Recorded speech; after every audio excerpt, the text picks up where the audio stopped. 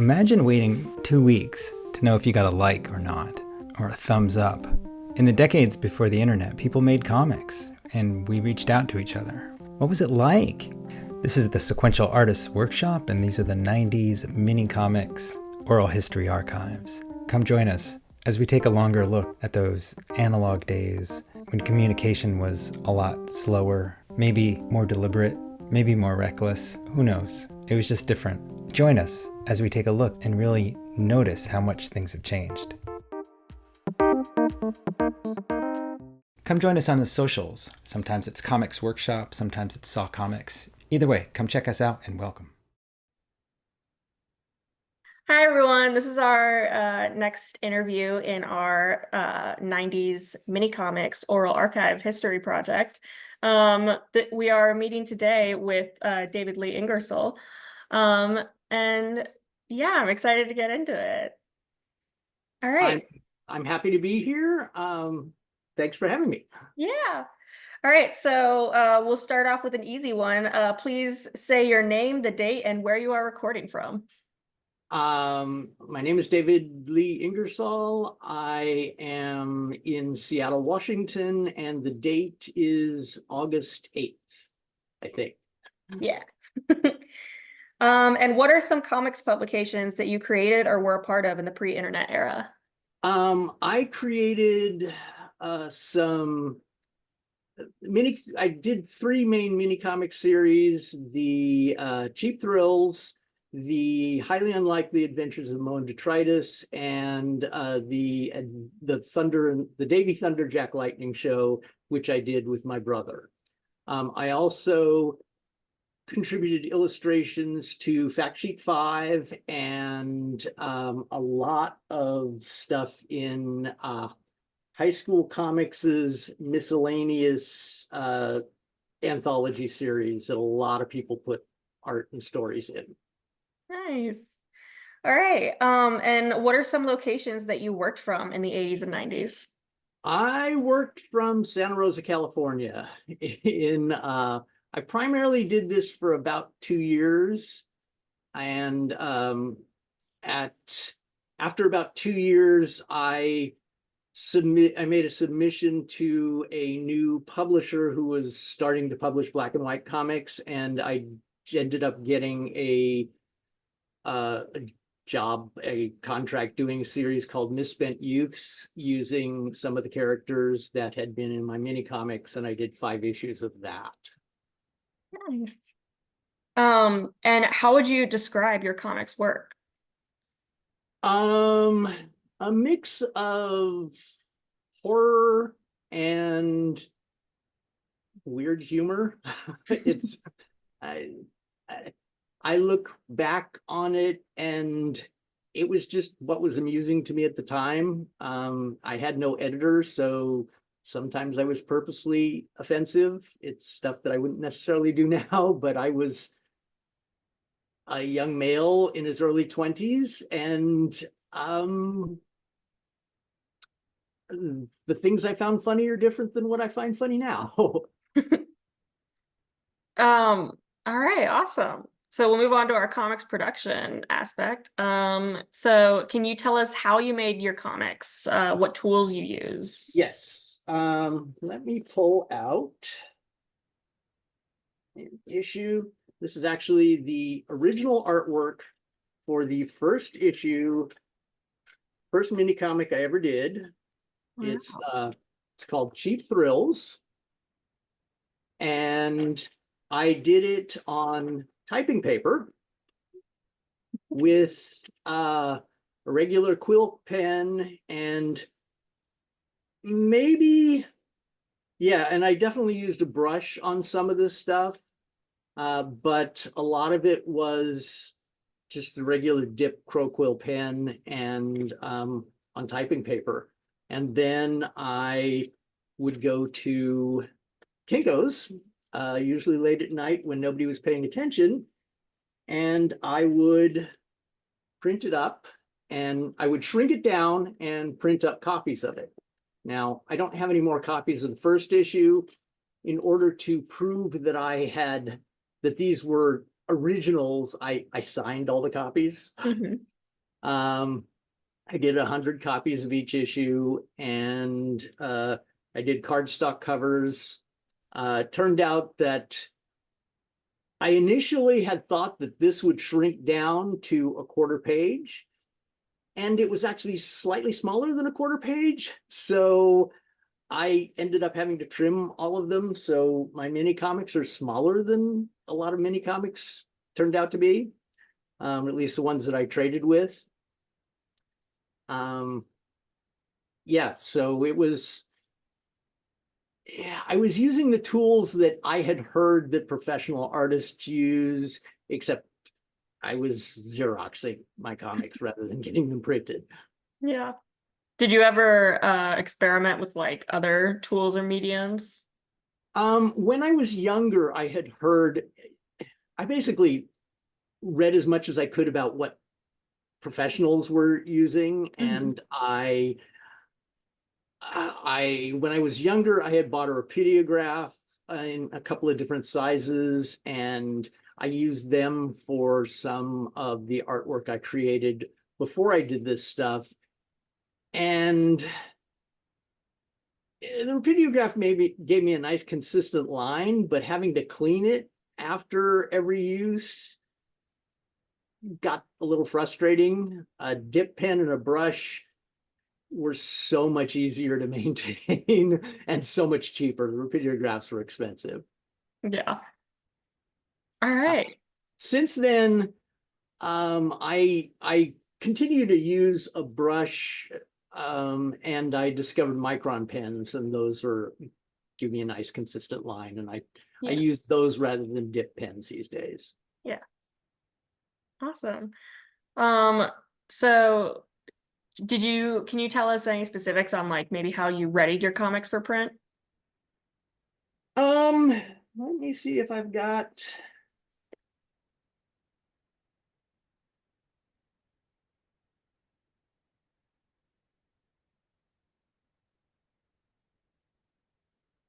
Yeah, I would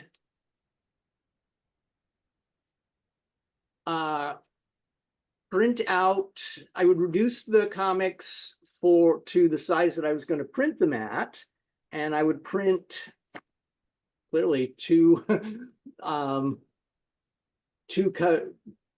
covers or 2 pages on one piece of paper, print them all out.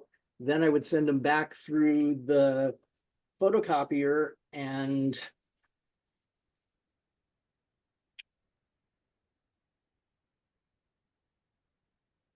just it usually took 2 or 3 times of me sending it through to make sure that I got the right sizes on the right pages, and it was not upside down. The thing that I liked about Kinko's is that, especially late at night, is there was hardly anybody there. I could experiment. They weren't paying as much attention as current photocopy places might do, so I could end up making more copies and make more mistakes than I actually got charged for. So that was nice.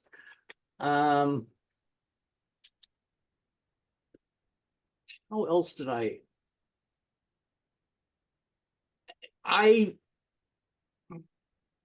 was trying to make these look as professional as possible. And you know, I experimented with zip tone on some issues, and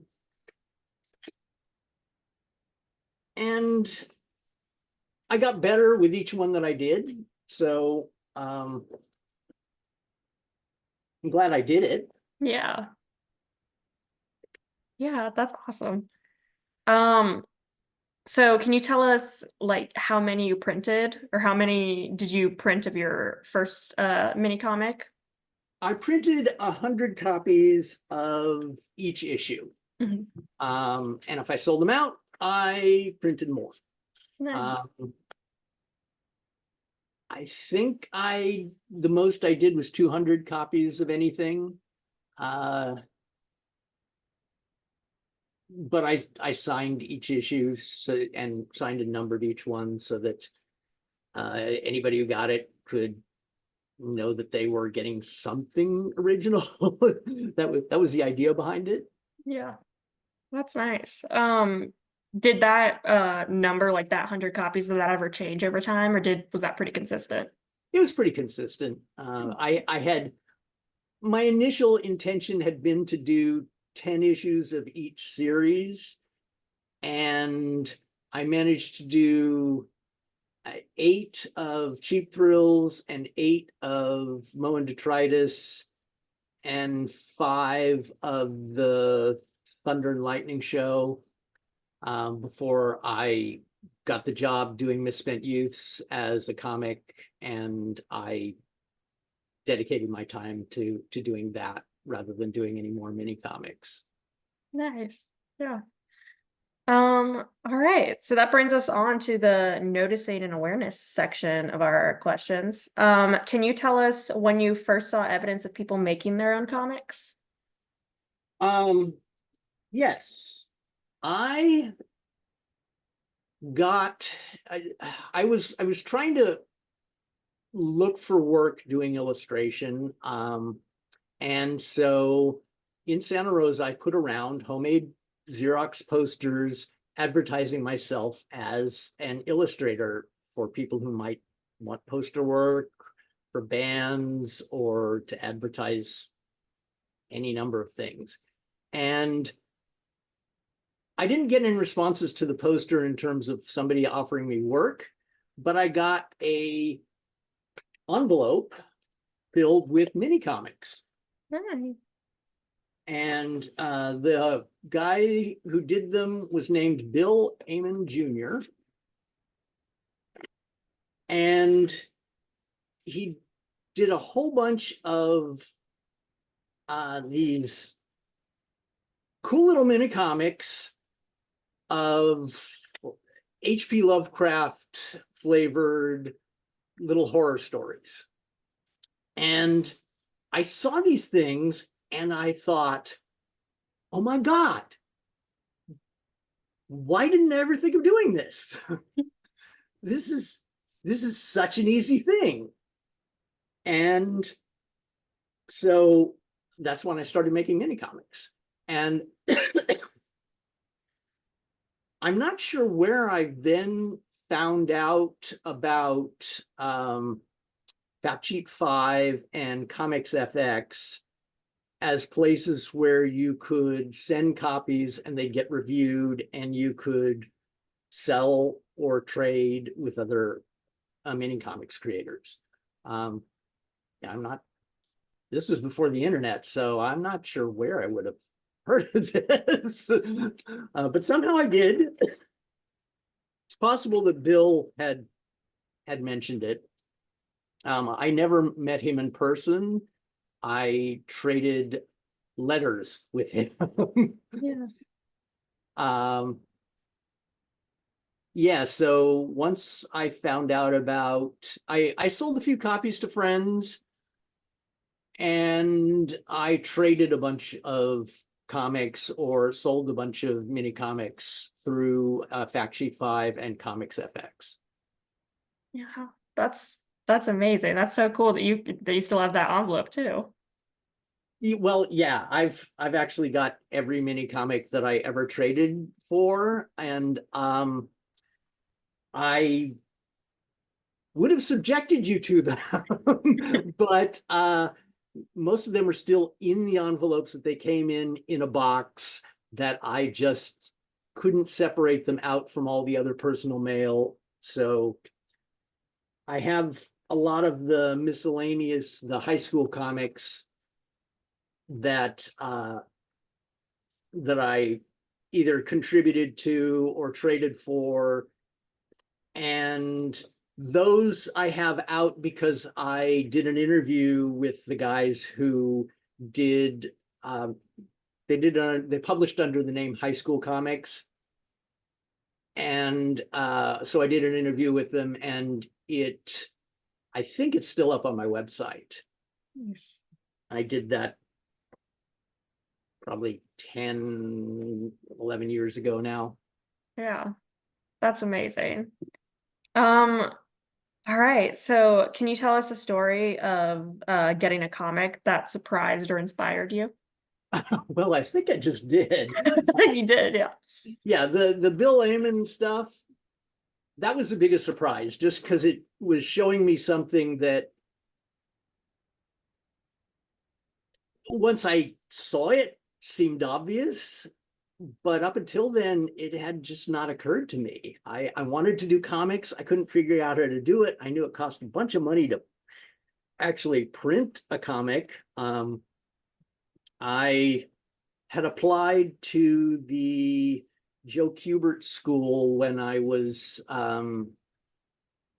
19, and I'd gotten accepted, but couldn't afford to go. So I always knew I wanted to do comics. And this gave me the chance to create these little stories. And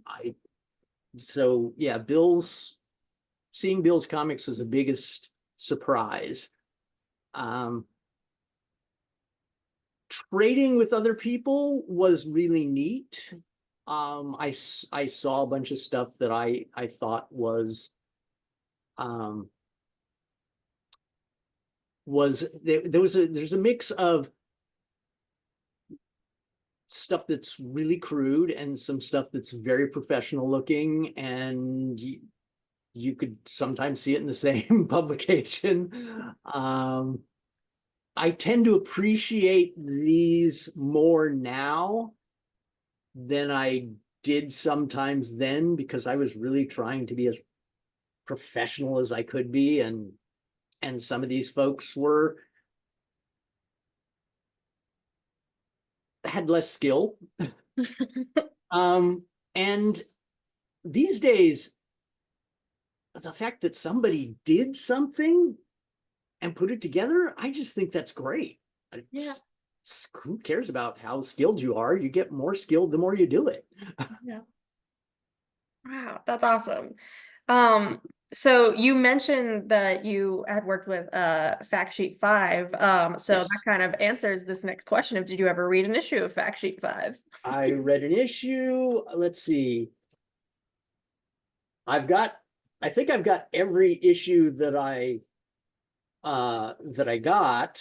I think I don't remember if you subscribed to it or if you just had to pay for each issue in the mail. That's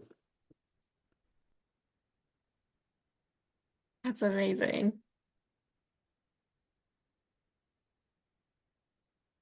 And somewhere in here, I'll show it when I get to it. I did a cover for them. And it's really neat seeing that some folks, like this guy, this is Jeff Gaither, he continues to do art. I found him on Facebook, and it's always nice to see that people are still active. Yeah. And I think I must have put the issue that I did the cover for somewhere else, so I can't show it to you. That's fine. That's really cool though. Yeah. Did you ever, I feel like I could probably answer this question for you, but did you ever order a comic or write to anyone as a result of seeing it in Factsheet Five, SBC, Comics FX? I did. I would read the reviews of just about everything in Factsheet Five, and especially the comics reviews, so that I could, if there was something I was interested in, I'd send them money, or if they said they would trade, I would send them one of my mini comics. Yeah. Yeah, people actually sent cash through the mail, which I'm a mailman now. I never see cat. I never feel anything like 2/4 in an envelope anymore. Yeah. All right. So yeah, did you ever advertise in one of the above, or was your work reviewed? My work was reviewed. Everything that I did got a review.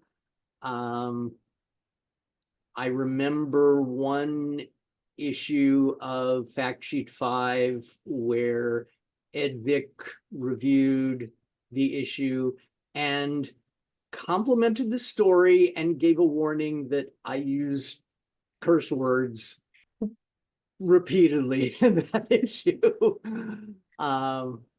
Yeah, I didn't contribute any illustrations to Comics FX, but I did contribute both. I got asked to do the cover by Mike Gunderloy.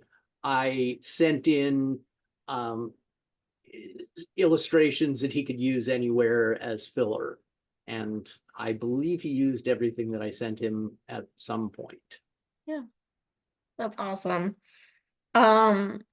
Cool. So in terms of community, which is our next section, can you tell us the story of how you met your closest friend or peer in comics? Well, let's see. The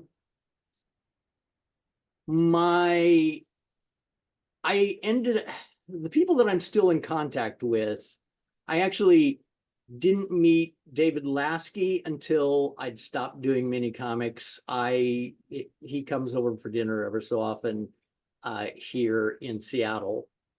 And he's probably the longest known friend I've got in comics, except for my wife, who outside of mini comics, we were put together on a project by a publisher, and she wrote the story. I drew 2 issues, and the publisher went under, so the book never got published.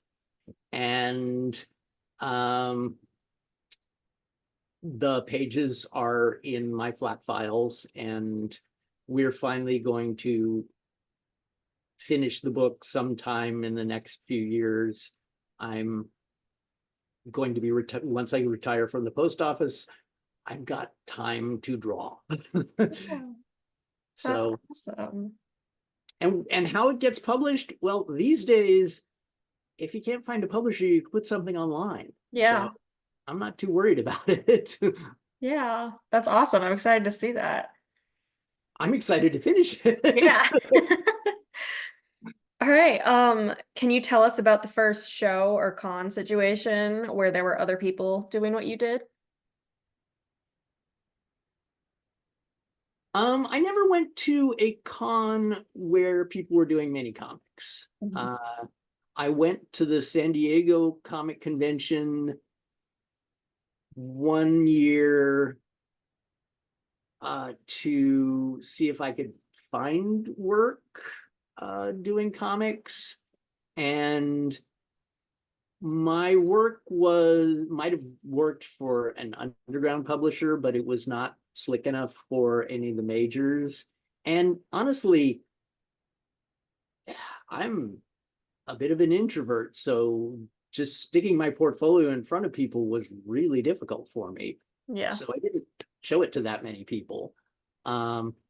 The best advice I got was from an editor who said, well, your work isn't quite mainstream. There's 2 ways you could break in. You can either figure out how to draw like the mainstream guys, or you can develop an audience of people who are fans of your work as it is.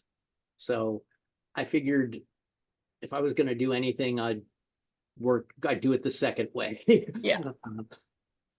And I moved on. Most of the artwork that I have done in the last few years has been for role-playing games. I've done illustrations for a number of Call of Cthulhu manuals and supplements. So that's mostly where my work has been. In print, I maintain a website, and there's all kinds of stuff up there. Yeah. How does that work in like your RPG illustrations? How does the process for that kind of vary from your comics work? Well, I would get contacted with an assignment. They'd tell me how many illustrations they wanted, what's page size, and usually I had one publisher who was very specific about what he wanted in each illustration.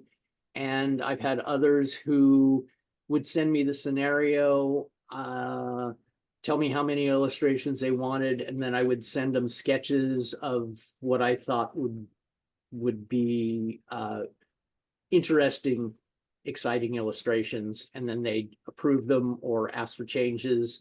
And then I would create the art, scan it, and send it to them to be printed. Back when I was doing Misspent Youths, I sent the physical artwork to the publisher to have them photographed. And yeah, Misspent Youths was great because there was really no editor. He just took what I sent him and printed it. Nice. All right. So can you tell us when you felt most connected to the comics community or least connected or both? I felt most connected when my wife and I started doing a magazine. It was an anthology magazine that we called GLYPH. Just a minute, I will grab a copy. Nice.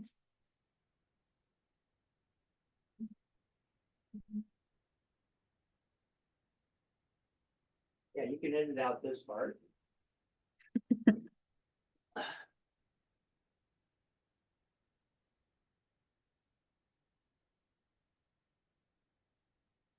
All right. And Sarah had done a miniseries called Billy 99 and had written some stuff for both DC and Marvel and Warp Graphics. And so she had contacts with people in the comics industry. She was wanting to do something that was more of a co-op than comics were being done at the time. So we were trying to do these anthology magazines, and we did both. Did GLYPH as a magazine. We did 3 issues of that, and then be right back.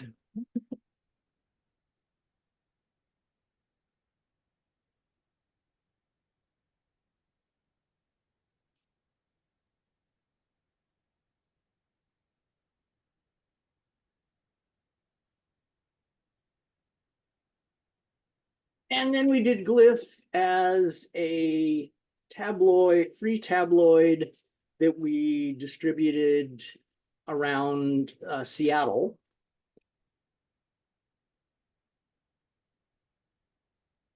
And the idea had been that we would get it paid for with advertising, but none of us were great salespeople, and we didn't have enough money to keep going to put out enough issues to demonstrate that we were going to be around long enough to make it worth advertising it. Yeah. So it was a lot of fun. We worked with a number of local artists. That was when I was most connected with the comic book community, or a community of artists. After that, we gave up on trying to publish, and Sarah ran a graphic design firm for a while I was working in bookstores, and eventually I got a job as a office manager at a tech support company and worked there for 10 years. And then it got sold and they brought in their own people and I was unemployed and I went to school for a while and ran out of money for that. And then I started delivering mail for the post office and I've been doing that for 12 years. Do you feel connected to the comics community now? Not really. Mm-hmm. No, I these days I haven't been in a comic store in probably 20 years. I it's not exactly true I've been in, but I haven't bought anything. It just gets kind of overwhelming. I look around and I go, that's more than I can pick. And Seattle has an awesome library system. And I will go into a branch in any branch of the Seattle library and find shelves and shelves of graphic novels and manga, and it's everything from the standard Marvel and DC to stuff from Europe to stuff published by publishers I've never heard of with art that makes some of these things look really professional. So I am thrilled with what is available in comics in modern times. There's stuff that I just couldn't have imagined back when I was doing the mini comics. I'm delighted. You know, you can find stuff online. What was the question again? When was it? Do you feel connected to the comics community now? Not personally. I don't know people to interact with. Once in a while, I send a fan email if I've read something that I think is really great, and I can find an email address for the person who did the book or did the comic. But most of my time these days is spent either working for the post office, which requires a lot of overtime, or when I've got free time, I'm drawing. So I don't have that much of a social life these days. And I know one or two folks here in Seattle who work professionally for comics and don't see them much. Yeah. And mostly I know them as friends, not as comics community. Mm-hmm. All right. Who were / are your most significant peers in comics? Peers. I never felt like I was up to the level of being a peer.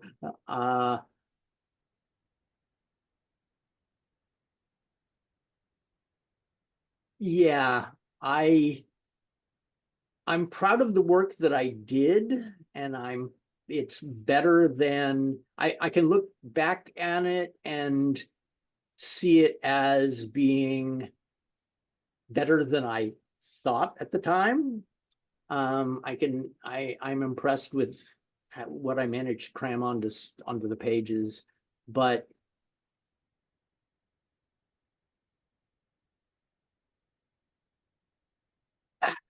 I always felt like I was just starting out. So I don't really feel like I had any peers because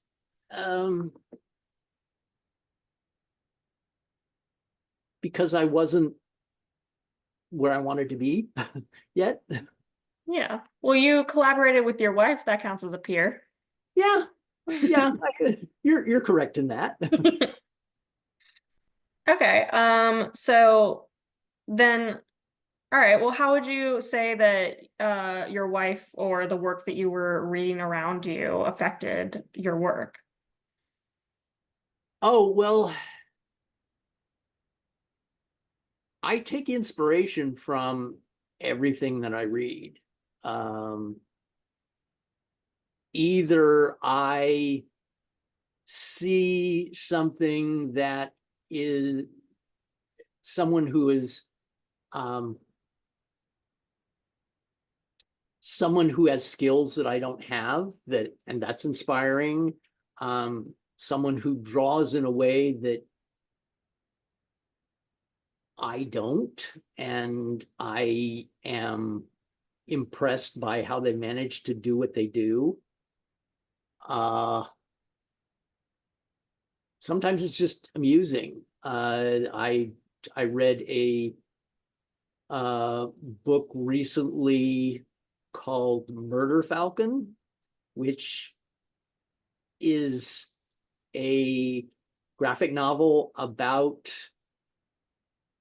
heavy metal saving the world from giant monsters.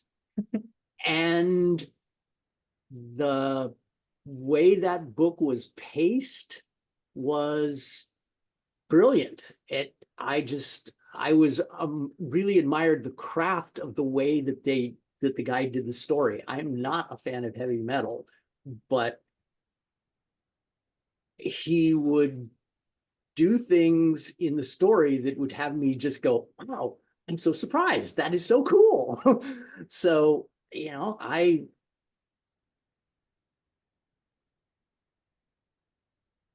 try to learn something from every book, every story that I read, even if it's only, I wouldn't do it that way.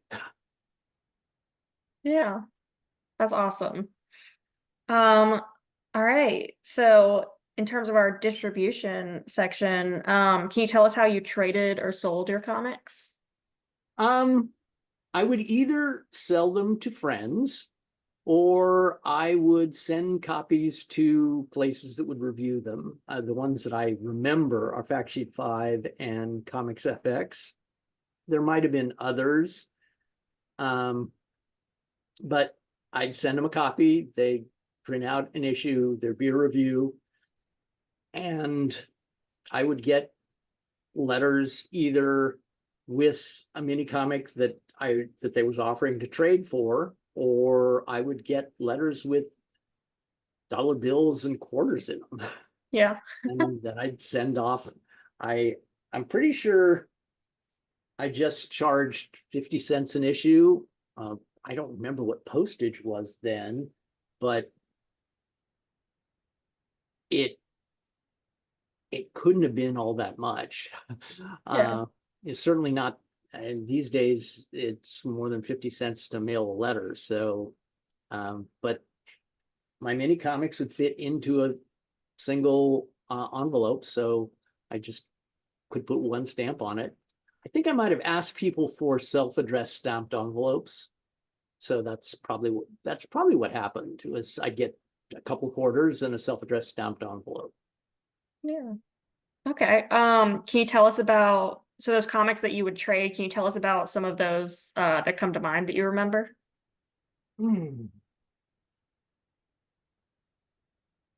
Well, there was the miscellaneous comics that they were anthologies of whatever they found amusing. No Frills Man. There was a book called All Cover Comics, which was basically joke covers of possible comic books. I contributed a few. Once I saw that, I contributed a few of my own cover images. I tended to I tended to order horror and fantasy comics. I don't remember any specific ones right now. That was one of the reasons why I was going to go through those old letters, is to see what I could find. But yeah, there were some interesting science fiction comics that I wish I could show you. I don't remember. I remember being fascinated by some of what I saw. I don't remember the specifics now. Yeah, that's all right. Did you ever feel connected to a particular store or venue that supported you and your community? When I was a kid, before I was doing mini comics, my brother and I found our first comic book store called it was called Paralandra. And my mom had always encouraged us to read anything we wanted. And we had adult library cards when we were 10 years old. We were starting to have money from delivering newspapers. And so my mom went into the comic book store and said, let them buy whatever they want. And that meant that I was buying the Fabulous Furry Freak Brothers and Heavy Metal Magazine and Creepy and Eerie Magazine and just anything that I found entertaining. I discovered all kinds of stuff other than Marvel and DC superheroes. Yeah.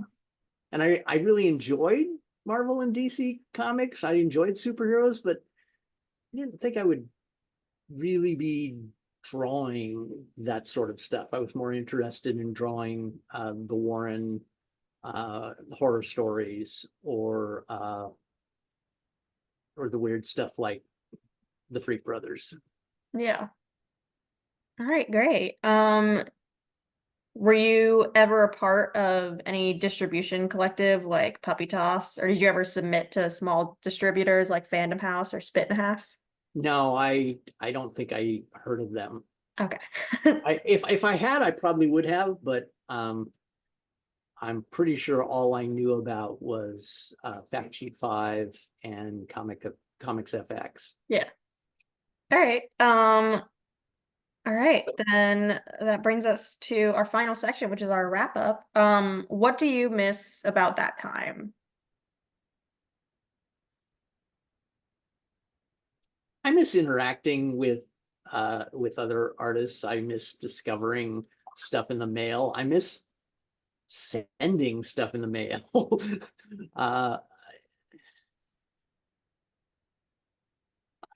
I get you didn't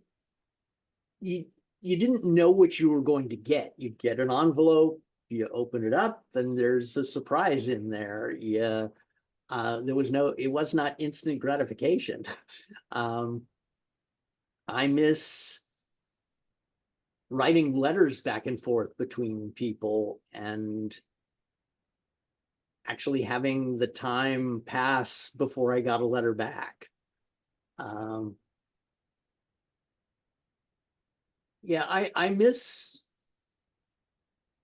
being part of something that with the mini comics, that's where it felt like I was around peers because we were all doing something that we could all do. There was no real money in it. It was what was it that Adrian Tamain, he does stuff for the New Yorker now, getting his mini comics and going, wow, this stuff is really slick. This is great. And Jeff Gaither and Zeno, which were these crude drawings of monsters. I felt like a peer with all of those people because we could all go to Kinko's, we could all print something out, and then send it through the mail. There was no big money in it. Yeah. Yeah. Is there anything you don't miss about that time?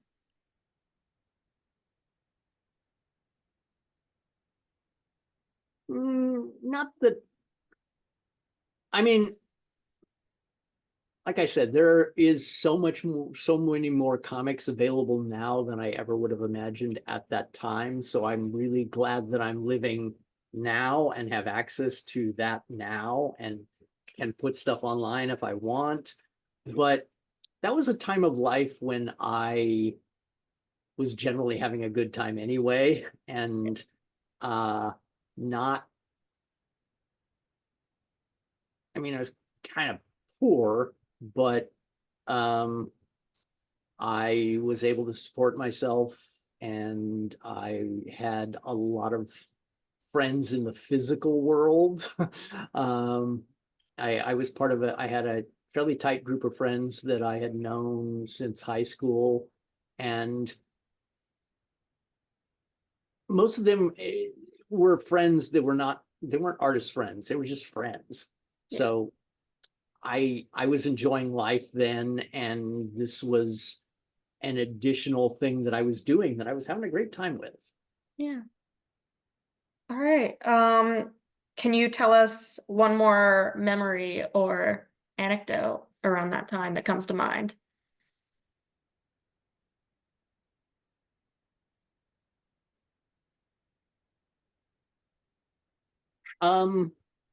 Wish I could say yes, but no, at the moment I'm sure I'll think of things after we've hung up, but yeah, no worries. Yeah. All right. Then our final question is, can you tell us 3 people that you think of that we should contact for these archives? Oh, well,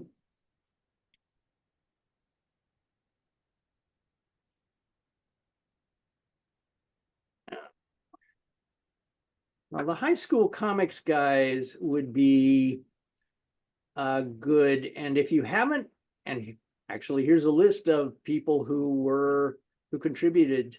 Hillary Barta, Randy Pask, Bob Pfeffer,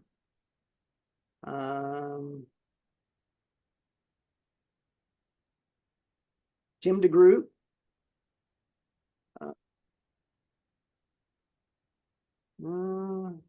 never did find that guy.